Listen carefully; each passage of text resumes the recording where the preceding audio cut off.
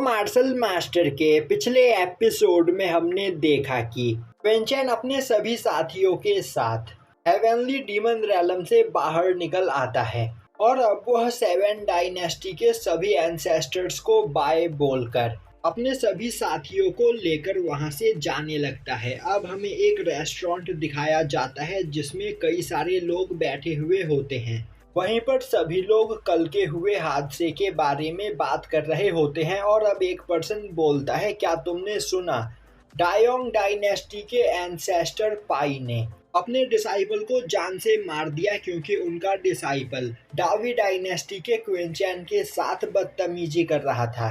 तभी दूसरा पर्सन बोलता है, आखिर ऐसा कैसे हो सकता है, हेवनली डीमन रैलम से वापस लौटने के बाद एंसेस्टर पाई मार्शल एम्परर रैलम पर पहुंच चुके हैं, तो आखिर वह क्विंचन से डरकर अपने डिसाइपल को क्यों मारेंगे। तभी वहां बैठा तीसरा पर्सन बोलता है, मैंने सब कुछ अपनी आंखों से देखा। एंसेस्टर पाई क्विंचन को देखकर डर से कांप रहे थे और उन्होंने एक ही झटके में अपने डिसाइपल को जान से मार दिया और क्विंचन से वहां पर माफी मांगने लगे। तभी दूसरा पर्सन बोलता है, मुझे इस बात पर यकीन नहीं। पहला पर्सन बोलता है, शायद से तुमने ध्यान नहीं दिया कि सेवन डायनेस्टी में से डाली डायनेस्टी और डैंक्विन डायनेस्टी के लोग हेवनली डीमन रैलम से वापस नहीं लौटे। यह सुनते ही दूसरा पर्सन चिल्लाते हुए बोलता है, अब मुझे सब कुछ समझ में आ गया।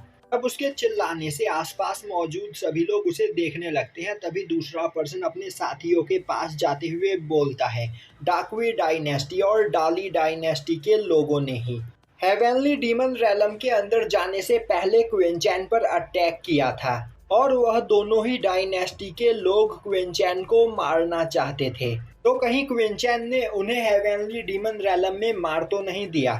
पहला पर्सन बोलता है, तुम बिल्कुल सही समझे और मुझे यहाँ पर पता चला है कि हेवनली डीमन रैलम में कहीं से ब्लड डीमन सेक्ट का हेड भी आ पहुंचा था, जिसकी पावर सेवन डायनेस्टी के सभी लोगों से ज्यादा थी और वह सेवन डायनेस्टी के सभी लोगों को मारने ही वाला था कि तभी क्विंचन ने उस जगह पर पहुंचकर सभी लोगों की जान बचाई। अब उस पर्सन की बात को सुनकर आसपास खड़े सभी लोग उसके पास आ जाते हैं और उसकी बातों को ध्यान से सुनने लगते हैं, जो देखकर वह पर्सन डर जाता है क्योंकि यह बात एक सीक्रेट है। अब हमें एक जगह पर क्विंचन को अपने साथियों के साथ बैठा हुआ दिखाया जाता है, जो कि एक इम्पोर्टेंट मीटिंग कर रहा होता है। तभी वहां पर कहीं से माओ आ जाता है और अब वह बोलता है कि यह जगह तो बहुत ही ज़्यादा बोरिंग है और यहाँ आसपास मौजूद सभी लोग बहुत ही ज़्यादा कमज़ोर है, जिस वजह से मुझे यहाँ पर मज़ा नहीं आ रहा। और अब वह क्विंचन के पास जाते हुए बोलता है, क्विंचन तुम बहुत ही ज़्यादा टैलेंटेड हो, तो आखिर ऐसी बेकार सी जगह में क्यों रह रहे हो। तुम यहाँ पर अपना टैलेंट वेस्ट कर रहे हो, तो फिर क्यों ना तुम मुझे अपना गॉड मानकर मेरी वर्शिप करने लगो। फिर मैं तुम्हें एक बहुत ही ज़्यादा पावरफुल जगह पर लेकर जाऊंगा, जहां पर कल्टीवेट करके तुम अपनी पावर को और भी ज़्यादा इंक्रीज कर सकते हो। पर क्विंचन उसे अपने पास से भगा देता है, जो देखते ही माओ बोलने लगता है, बेवकूफ़, तुम्हें नहीं पता कि एशियन टाइम में लाखों लोग मुझसे रिक्वेस्ट किया करते थे कि मैं उन्हें अपना डिसाइपल बना लूँ, पर मैंने किसी को भी अपना डिसाइपल नहीं बनाया, पर मैं यह मौका तुम्हें दे रहा हूँ। यह सुनते ही क्विंचन अपने हेवनली लोटस फायर को बाहर निकालता है, जो देखते ही माओ बोलने लगता है, खैर छोड़ो, मैं इतने सालों के बाद आज़ाद हुआ हूँ, तो फिर क्यों ना यहाँ पर कुछ इंटरेस्टिंग ढूंढूं जिससे मेरा भी टाइम पास हो सके।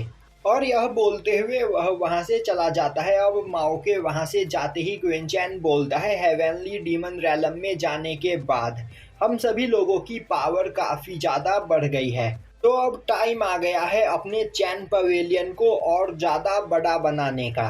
अब मैं तुम सभी लोगों की मदद से अपने चैन पवेलियन को पूरे 100 डायनेस्टी में खोलना चाहता हूँ।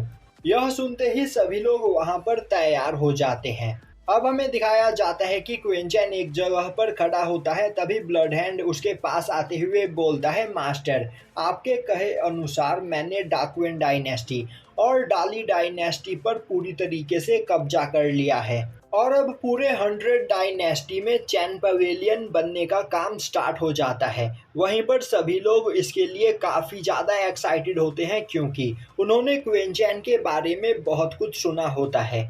और क्वीन चैन का चैन पवेलियन बाकी सभी पवेलियन से बहुत ही ज़्यादा सस्ते रेट पर सभी मेडिसिन्स प्रोवाइड करवाता है। साथ ही साथ इस वजह से 100 डायनेस्टी के कई सारे लोगों को वहां पर काम भी मिलता है, जिससे सभी लोग बहुत ही ज़्यादा खुश होते हैं। अब दिखाया जाता है कि एक पर्सन भागते हुए आकर अपने सामने बैठे हुए मास्टर से बोलता है कि मास्टर, धीरे धीरे चैन पवेलियन की पावर बढ़ती चली जा रही है और अगर हमने जल्द ही कुछ नहीं किया तो चैन पवेलियन 7 डायनेस्टी से भी ज़्यादा पावरफुल बन जाएगा, जिसके बाद 7 डायनेस्टी मिलकर भी चैन पवेलियन का कुछ नहीं बिगाड़ पाएंगे। और तो और चैन पवेलियन में काम करने के लिए लोगों को हायर कर रहा है और उन्हें मेडिसिन्स देकर उनकी पावर को भी बढ़ा रहा है, जिससे उनकी आर्मी भी बड़ी होती चली जा रही है। तभी वह पर्सन खड़ा होते हुए बोलता है, तो क्वीन चैन यहाँ पर आम लोगों की कल्टीवेशन को बढ़ा रहा है, तुम्हें इस पर ध्यान देने की कोई जरूरत नहीं। तभी वह पर्सन बोलता है, मास्टर, क्वीन चैन ने अपने चैन पवेलियन को पूरे 100 डायनेस्टी में खोल लिया है और इस तरह तो वह पूरे 100 डायनेस्टी पर कब्जा कर लेगा। अब उसका मास्टर मुड़कर उसकी ओर देखता है और यह पर्सन कोई और नहीं बल्कि एंसेस्टर पाई होता है। अब एंसेस्टर पाई बोलता है, जहां तक मुझे अच्छे से याद है, हेवनली डीमन रैलम से वापस लौटने के बाद भी डावी डायनेस्टी के सभी लोगों की हाई कल्टीवेशन बस मार्शल किंग रैलम की थी और क्वीन चैन जिन लोगों को अपनी आर्मी में शामिल कर रहा है वह सभी लोग जीनियस नहीं बल्कि बस आम मामूली लोग हैं, जिन्हें वह कल्टीवेट करवा कर उन्हें ज़्यादा पावरफुल नहीं बना सकता है। पर हमारे पास कई ऐसे मास्टर मौजूद हैं जो मार्शल किंग रैलम के पीक पर है और थोड़े से पुश से वह मार्शल एम्परर रैलम पर पहुंच सकते हैं।